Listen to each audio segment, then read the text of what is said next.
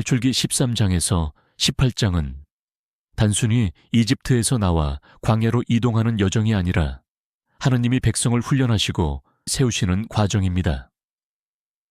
인간의 두려움, 원망, 시련, 그리고 하느님의 구원과 공급이 반복되며 이스라엘은 점차 백성에서 공동체로, 공동체에서 신앙의 민족으로 자라납니다. 하느님께서는 맏배를 봉헌하고 무교절을 지키라고 명령하십니다. 단순한 제도적 규정이 아니라 구원을 잊지 않도록 하는 장치입니다. 고대 근동 사회에서 첫 소산을 신에게 드린다는 것은 생존과 연결된 고백이었습니다. 이스라엘은 이 풍습을 하느님께 집중시킵니다. 특히 무교절은 급히 떠난 밤의 기억을 반복시키는 의식입니다. 누룩없는 빵을 먹으면서 구원이 얼마나 갑작스럽고 전적인 은총이었는지를 체험합니다. 이는 단순한 금식 규정이 아니라 구원 사건을 생활 속에서 재현하는 방식입니다. 따끈한 빵의 고소한 향 대신 메마르고 단단한 무교병을 씹으며 백성은 생각합니다. 우리가 자유로워진 날, 이렇게 급히 떠났지. 기억은 이렇게 맛과 감각으로 새겨지는 것입니다. 가정의 아버지가 자녀에게 설명하도록 하신 것도 신앙이 이야기로 전해지도록 하신 배려입니다. 이집트에서 바로 가나안으로 가는 길은 지중해 해안을 따라가는 블레셋 길이었습니다. 빠른 길이지만 전쟁의 위험이 있었습니다. 하느님은 오히려 광야 길을 택하게 하십니다. 신앙은 효율보다 형성을 우선하기 때문입니다. 낮에는 구름 기둥, 밤에는 불 기둥.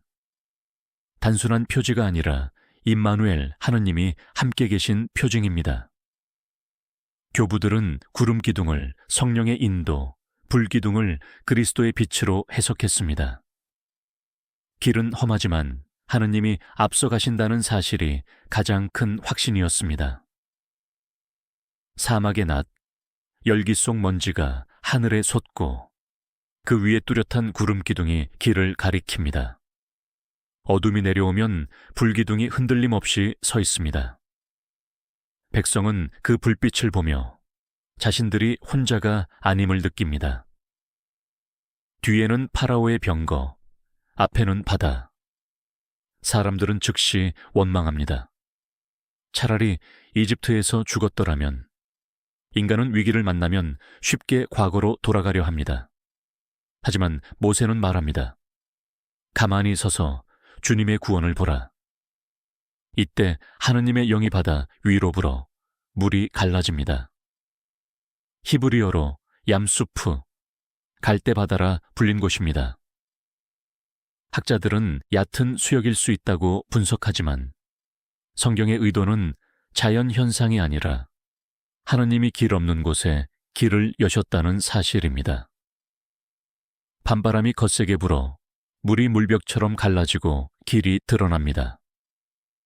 뒤에는 병거의 소리, 앞에는 모래, 바닥이 끝없이 이어집니다. 바알 아래, 단단히 드러난 땅은 약속처럼 느껴졌습니다. 홍해를 건넌 후 모세와 미리암은 노래합니다. 주님은 전사이시다. 해방은 단순히 살아남음이 아니라 예배로 완성됩니다. 이 노래는 유대 전통에서 해방 찬가로, 그리고 교회 전례에서는 부활 성야의 칸티클로 이어집니다. 교부 오리게네스는 이 노래를 세례 후에 부르는 교회의 노래로 읽었습니다. 물을 건넌 것은 단순한 탈출이 아니라 죽음에서 생명으로 건너간 사건이라는 뜻입니다. 탬버린이 울리고 무릎이 리듬을 탑니다. 백성은 몸짓으로도 구원을 기억합니다. 구원은 몸과 영혼 모두의 노래로 드러납니다. 광야의 첫 시련은 목마름입니다. 마라의 물은 써서 마실 수 없었습니다. 모세가 하느님께 부르짖자 주님은 나무 하나를 보여주십니다. 모세가 그것을 던지니 물이 달아집니다. 이 나무를 십자가의 예표로 해석했습니다. 고통을 달게 바꾸는 힘이 십자가에 있다는 것입니다. 고디오 엘림에서 12샘과 70그루의 종려나무를 만납니다. 시련과 위로가 번갈아 오며 하느님은 여정에 쉼도 주십니다. 쓴맛이 사라진 물을 두 손으로 떠 마실 때 사람들의 얼굴에 안도가 번져갑니다. 종려나무의 그늘이 흔들리고 광야 한가운데 작은 오아시스가 공동체의 숨을 돌리게 합니다. 광야에서 굶주림은 곧 불평으로 이어집니다. 그러나 하느님은 하늘에서 만나와 메추라기를 내려주십니다. 만나란 이름 자체가 이게 뭐지? 라는 뜻입니다. 신비로운 양식은 하루치만 거둘 수 있었습니다. 이는 탐욕을 멈추는 훈련, 매일 신뢰하는 훈련이었습니다. 안식일에는 전날 2배를 거두어 쉼을 지키게 하셨습니다. 교회는 만나를 성체의 예표로 읽어왔습니다. 성체는 영적 배고픔을 채우는 하늘의 양식이기 때문입니다. 새벽 이슬이 걷히자 땅에 얇은 조각이 남습니다. 손에 올리면 금세 녹아 사라집니다.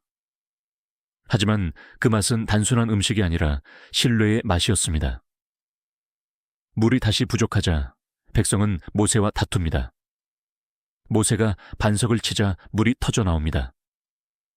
그곳은 마사와 메우리바, 시험과 다툼의 장소가 됩니다. 바오로 사도는 이 반석을 그리스도라고 해석했습니다. 메마른 바위에서 솟는 물은 십자가에서 흘러나온 생명의 물을 미리 보여줍니다. 바위 틈에서 솟구친 물은 갈라진 입술을 적셨습니다. 서로를 바라보며 안도의 눈빛을 나누었습니다. 아말렉이 기습하자 여호수아가 싸우고 모세는 산 위에서 팔을 들어 기도합니다. 팔이 내려오면 밀리고 팔이 들리면 이깁니다. 아론과 후르가 팔을 받쳐주자 승리가 이어집니다. 이는 공동체가 기도하는 이의 팔을 떠받칠 때 함께 이긴다는 상징입니다.